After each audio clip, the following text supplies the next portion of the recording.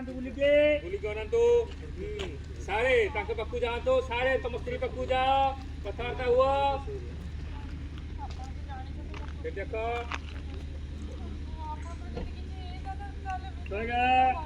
ଅବିକ ମୁଁ କିଛି କରିପାରିବିନି। ତମେ ସେମାନଙ୍କ ଆଗରେ କହିଛ ତ ଆମକୁ କରିବା ପାଇଁ ହବ, ତ ଆସିବା ପାଇଁ ହବ। ମୁଁ ଆଉ କିଛି ବି କରିପାରିବି। ତମେ ସମସ୍ତ ସମୟରେ ଏମିତି କରୁଛ ଯେ ମୁଁ ହେଉଛି ତମ ସ୍ୱାମୀ, ତମକୁ ଏବେ ମୋ ସାଙ୍ଗରେ ଆସିବା ପାଇଁ ପଡ଼ିବ। ତମେ ଆକ୍ସେପ୍ଟ କରୁଛ? ତମେ ମୋତେ ନିଜ ସ୍ୱାମୀ ହିସାବରେ ଆକ୍ସେପ୍ଟ କଲ ତ ମାଗିନି କହୁନୁ ତ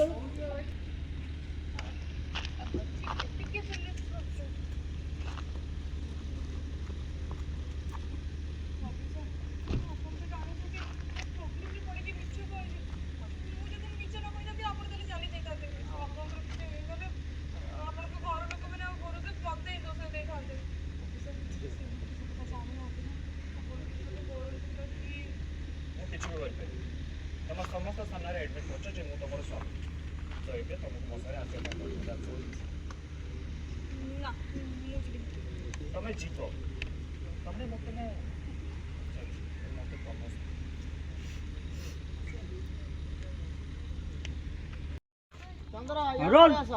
ସମସ୍ତେ ନାଚିବ ବଜେଇ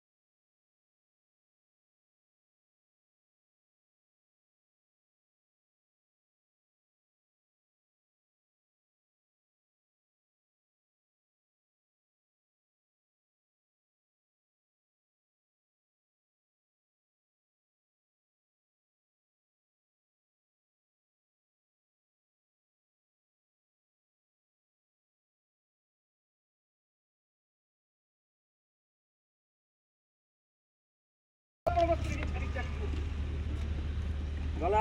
ହଉ ମ୍ୟାଡ଼ାମ କହୁଛି ହଉ ରୁହନ୍ତୁ, ମୁଁ ଡାକୁଛି। ହଉ ରୁହନ୍ତୁ, ମୁଁ ତାଙ୍କୁ ଡାକୁଛି। ହଁ ଦୌଡ଼ିକି ନେଇକି ଆସ। ହଁ ବାସ୍ ପାଖରେ ଆଣି ଠିଆ କରିଦିଅ। ତୁମେ ପଳା ଷ୍ଟେଜ୍ ଆଡ଼କୁ।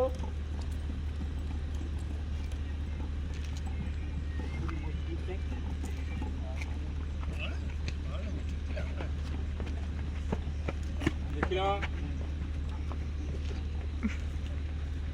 ମ୍ୟାଡ଼ାମ ଛାଡ଼ିକି ଚାଲିଯିବେ ମାନେ କହିଦିଅନ୍ତୁ ମାନେ କ'ଣ ଗୁରୁଜୀ କଥା ମନେ ପଡ଼ିଲା ମାନେ କହ ଯଦି ମୁଁ କହିଦିଏ ତାହେଲେ ଇଏ ରହିଯିବେ ଯଦି ମୁଁ କହିଦିଏ ତାହେଲେ ପୁଣି ଇଏ ରହିଯିବେ। ମ୍ୟାଡ଼ାମ କୁହନ୍ତୁ ହଁ ମ୍ୟାଡ଼ାମ ଆପଣ ଖାଲି ଥରେ କହିଦିଅନ୍ତୁ ହଁ ମ୍ୟାଡ଼ାମ ଆପଣ ଖାଲି ଥରେ କହିଦିଅନ୍ତୁ। ଅନିକୁ କ'ଣ କହିବୁ କ'ଣ ନାହିଁ ଘଣ୍ଟା ତୁ କହିବୁ ନାହିଁ ମନ ଲୋକ ଗଲା ଚିହ୍ନ ମତେ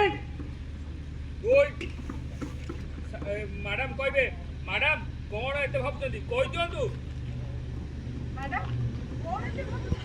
এই যে ঘন্টা দুটো নেতা এই যে আউথরে ম্যাডাম এই যে ঘন্টা হ্যাঁ এই যে সার সুদ দেবো আমি অনুষ লুকা ভরি করবো হ্যাঁ ম্যাডাম কোন ডায়লগ ମ୍ୟାଡ଼ାମ କ'ଣ ଏତେ ଭାବୁଛନ୍ତି? କହିଦିଅନ୍ତୁ। ମାନେ ମାନେ କ'ଣ କରିବୁ ନର୍ଭସ୍ ହେଇଗଲୁଣି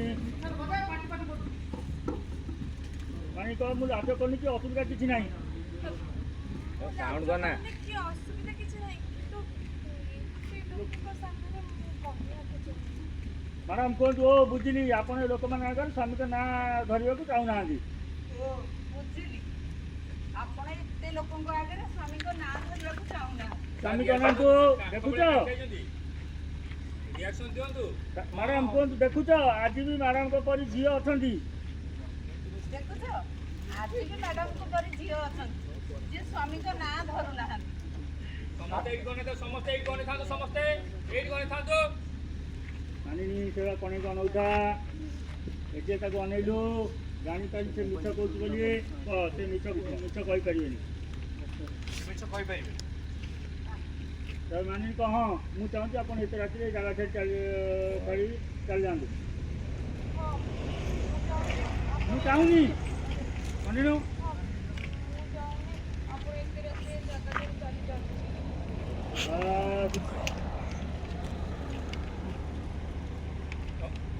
ମ୍ୟାଡ଼ାମ ଇଏ ଲୋକ ମ୍ୟାଡ଼ାମ ଆପଣ ତ ଏ କଥା ସିଧା ସିଧା ଆମକୁ କହିପାରିଥାନ୍ତେ ସାର୍ କୁହନ୍ତୁ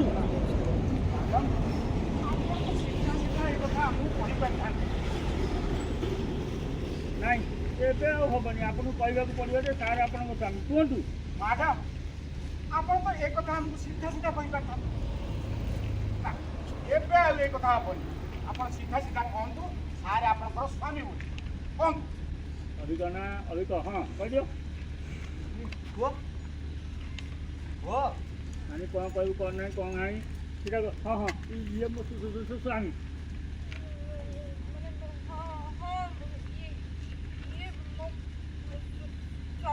ସମସ୍ତେ ଖୁସି ହେଲେ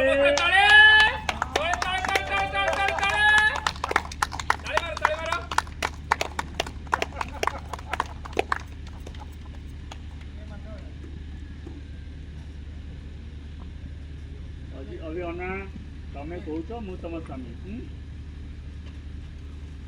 ତାହେଲେ ତମେ କହୁଛ ଯେ ମୁଁ ତମ ସ୍ୱାମୀ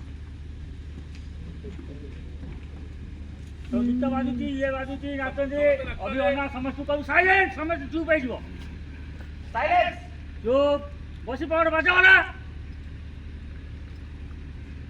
ଦେଖ ତାପରେ କହ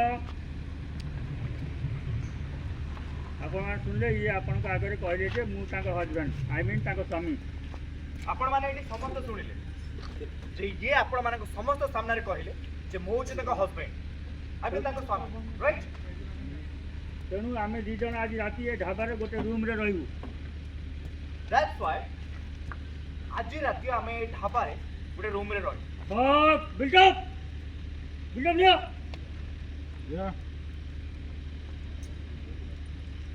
ତାପରେ ସାର୍ଙ୍କୁ ଅନେଇବୁ ନାଇଟ୍ ହୋଲ୍ଡ କରିବା ପାଇଁ ଆପଣଙ୍କ ଢାବାରେ ରୁମ୍ ଅଛି ନାଇଟ୍ ହୋଲ୍ଡ କରିବା ପାଇଁ ଆପଣଙ୍କ ଢାବାରେ ରୁମ୍ ଅଛି ତ ଅଛି ସାର୍ ସବୁ ସୁବିଧା ଅଛି ଅଛି ସାର୍ ସବୁ ସୁବିଧା ଅଛି ସବୁ ସୁବିଧା ଆପଣ ଖାଲି ରହିଲେ ହେଲା ଆମ ଦୁଇ ଜଣଙ୍କ ଆନିଭର୍ସରୀ ବୋଲି ଆପଣ ଜାଣିନାହାନ୍ତି ଆମ ଦୁଇ ଜଣଙ୍କର ଆନିଭର୍ସରୀ ବୋଲି ମୋ ବେଡରୁମ୍ ଆଉ ମୋର ଖଟ ଫୁଲରେ ମୋ ପିଲାମାନେ ପୁରା ଭଲ ଭାବରେ ସଜେଇ ଦେଇଛି ନା ନା ସେ ରୁମ୍ ଆପଣଙ୍କ ରୁମ୍ ଅନ୍ୟ କିଛି